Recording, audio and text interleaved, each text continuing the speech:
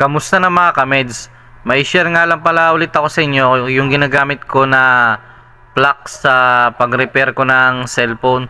So ito nga pala yung ginagamit ko na plugs. Ang tatak pala nito ay Amtech. Maganda siyang gamitin, lalong-lalo na pag nagtatanggal ka ng mga charging pin, mga resistor, mga capacitor.